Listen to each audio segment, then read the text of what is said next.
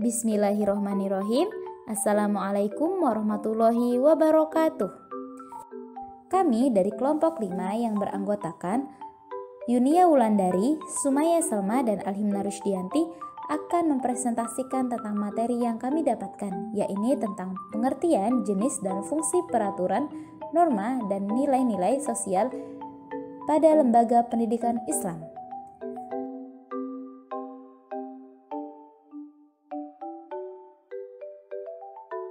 Materi ini akan kami jelaskan dengan subbahasan, yaitu yang pertama, pengertian dan fungsi peraturan dalam lembaga pendidikan.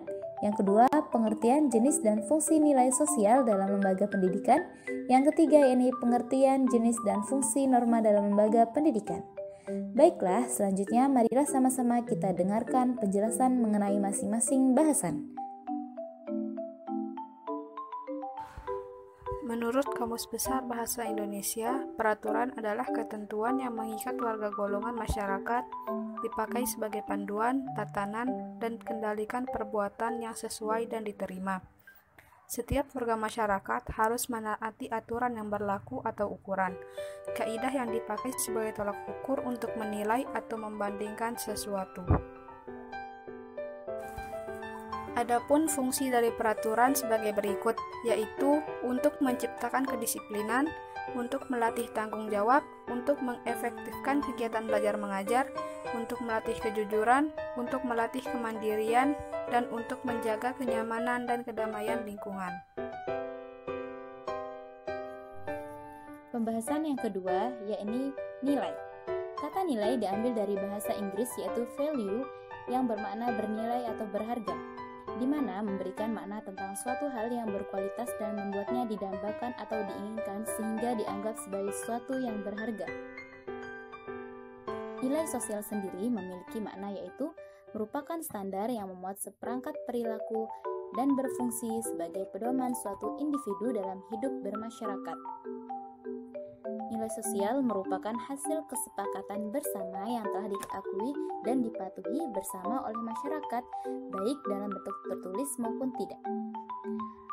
Pengertian nilai sendiri, yakni berbeda-beda sesuai dengan sudut pandang dan apa yang ingin dilihat dari nilai tersebut. Selanjutnya mengenai jenis-jenis nilai. Yang pertama, yakni nilai material. Segala nilai material adalah menjelaskan tentang segala benda yang berguna bagi kelangsungan hidup manusia. Yang kedua, yakni nilai vital, di mana menunjukkan segala sesuatu yang berguna bagi manusia untuk dapat hidup dan beraktivitas. Yang terakhir, yakni nilai kerohanian, yakni membahas tentang segala sesuatu yang berguna bagi rohani manusia, yang meliputi yakni nilai kebenaran atau empiris, nilai keindahan atau estetika, nilai moral, dan nilai religius atau agama dan ketuhanan. Selanjutnya yakni fungsi nilai. Fungsi nilai yang pertama sebagai pedoman perilaku, yaitu di mana memuat tentang bagaimana seharusnya seorang individu bertindak dalam kehidupan sehari-hari agar dapat diterima sebagai anggota masyarakat. Yang kedua, yakni sebagai kontrol sosial, yaitu berfungsi dalam memberikan batasan terkait hal-hal yang pantas dan tidak pantas untuk dilakukan, serta mempertegas tentang suatu perilaku yang dianggap baik dan tidak baik. Yang ketiga, yakni sebagai pelindung sosial, yaitu sebagai pelindung sosial yang berfungsi meminimalisir dan mencegah terjadinya penyimpangan sosial dan agar memberikan perasaan aman bagi anggota masyarakat yang lain. Pembahasan yang ketiga yaitu norma. Menurut Kamus Besar Bahasa Indonesia, norma adalah aturan atau ketentuan yang mengikat warga kelompok di masyarakat yang digunakan sebagai tatanan dan pengendali tingkah laku yang sesuai. Norma berisi petunjuk-petunjuk untuk hidup yang di dalamnya terdapat perintah atau larangan untuk setiap manusia sesuai dengan aturan yang ada, sehingga terciptalah kondisi keteraturan dan ketertiban.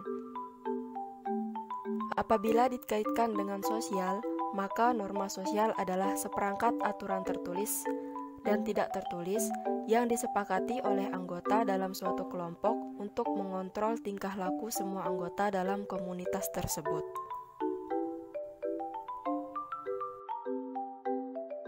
Adapun jenis-jenis norma sosial.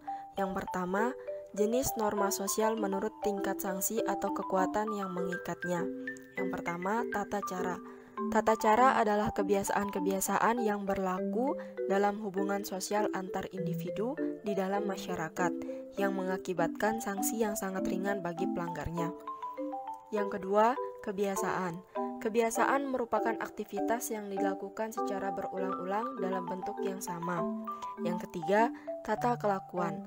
Tata kelakuan adalah mencerminkan sifat-sifat yang hidup dari kelompok manusia yang dilaksanakan sebagai alat pengawas, baik secara sadar ataupun tidak sadar oleh masyarakat terhadap anggotanya. Yang ketiga yakni adat istiadat. Adat istiadat adalah kelakuan yang tidak tertulis tetapi memiliki kekuatan yang mengikat kepada para anggotanya. Yang kelima, hukum.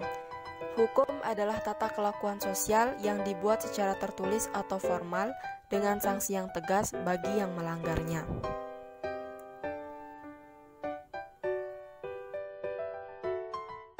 Yang kedua yakni jenis norma sosial menurut aspek hubungannya dalam masyarakat. Yang pertama, norma agama. Norma agama adalah ketentuan-ketentuan yang bersumber dari Tuhan Yang Maha Esa dan ajaran-ajaran agama yang berisi perintah dan larangan. Yang kedua, norma kesopanan. Norma kesopanan adalah aturan hidup bermasyarakat tentang tingkah laku yang baik atau tidak baik. Yang ketiga, norma kesusilaan. Norma kesusilaan adalah aturan atau kaidah hidup yang bersumber dari hati nurani yang menghasilkan akhlak, sehingga seseorang bisa membedakan mana yang baik dan mana yang tidak baik. Yang keempat, norma hukum. Norma hukum adalah norma atau peraturan yang timbul dari hukum yang berlaku. Norma hukum yakni norma tertulis yang sumbernya dari negara.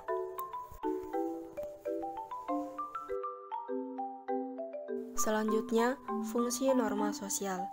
Norma sosial mempunyai beberapa fungsi, antara lain, yang pertama, dapat mengatur tingkah laku masyarakat agar sesuai dengan nilai yang berlaku. Yang kedua, menciptakan keadilan dan juga ketertiban dalam kehidupan masyarakat. Yang ketiga, menjadi dasar pemberian sanksi terhadap warga masyarakat yang melanggar norma tersebut.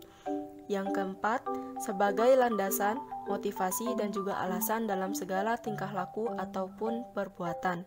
Yang kelima, membantu dalam mencapai tujuan bersama masyarakat. Dan yang keenam, sebagai petunjuk dalam kehidupan sehari-hari atau pedoman cara berpikir dan juga bertindak.